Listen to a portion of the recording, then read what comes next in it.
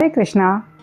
तो क्या आपको भी लाइफ में कई बार ऐसा लगता है कि आपके पास लाइफ की सबसे बड़ी प्रॉब्लम्स है और आप उनको रिजॉल्व ही नहीं कर पा रहे हो और आप ऐसी सिचुएशन में फंस गए हो कि शायद आप अपने आप को हेल्पलेस सोचते हो कि मैं अब कुछ नहीं कर सकता?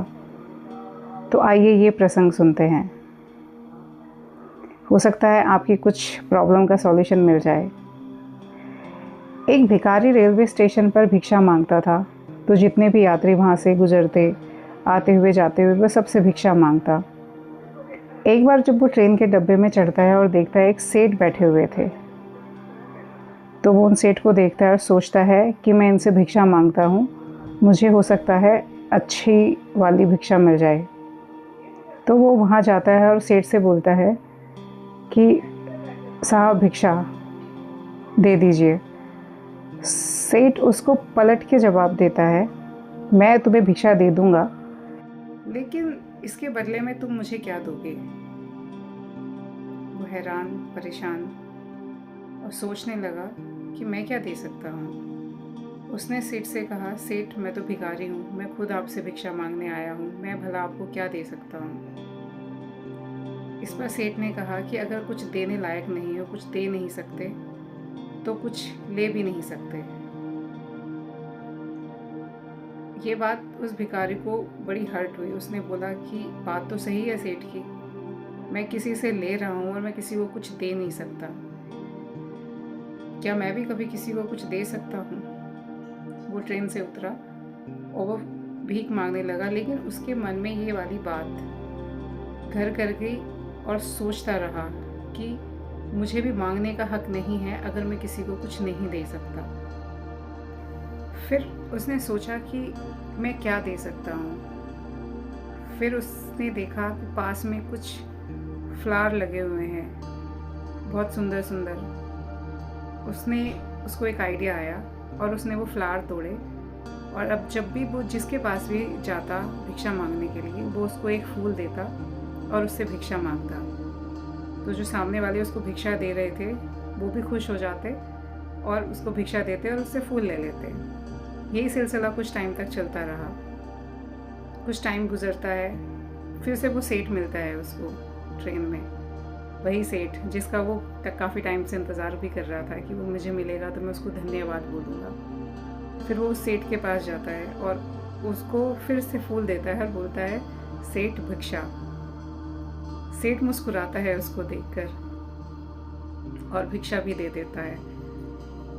तब वो भिखारी जो होता है वो सेठ का शुक्रगुजार करता है, बोलता है कि अगर आप मुझे नहीं ये बात बताते कि देना सीखना आना चाहिए, तो शायद मैं ये समझ ही नहीं पाता।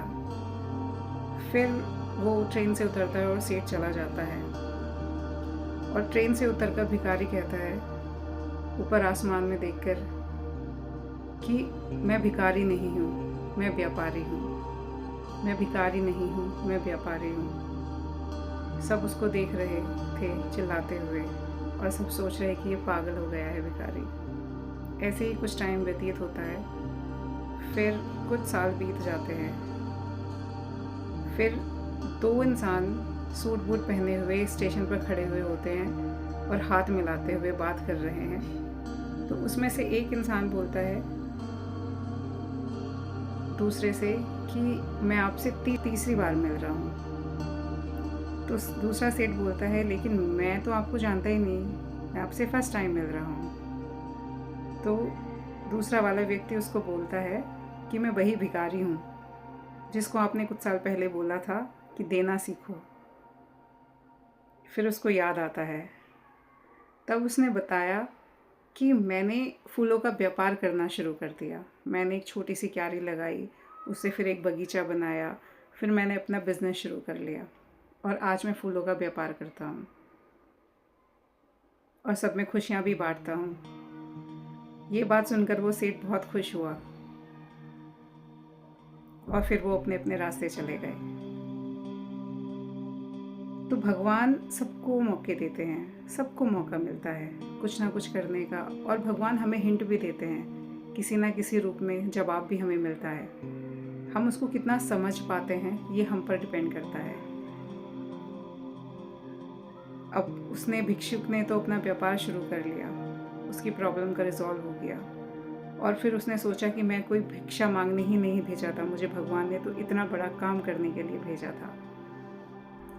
अगर हमारी देने की इच्छा है, अगर हमारा दूसरों का कल्याण करने की इच्छा है, दूसरों के लिए कुछ करने की इच्छा है, तो यकीन मानिए ये सृष्टि आपको देती है और आपके पास कभी किसी चीज़ की कमी नहीं होती है, क्योंकि आपकी इंटेंशन ना दूसरों के लिए अच्छे काम करने की है। अब अगर आपकी अच्छा करने की इंटेंशन है तो यकीन मानिए आपके साथ कभी गलत नहीं होगा और आपके पास कभी किसी चीज़ की कमी नहीं होगी। और कर तो आप सब कुछ सकते हो, हम उस भगवान का ही तो अंश है, उस कृष्ण के ही तो अंश है।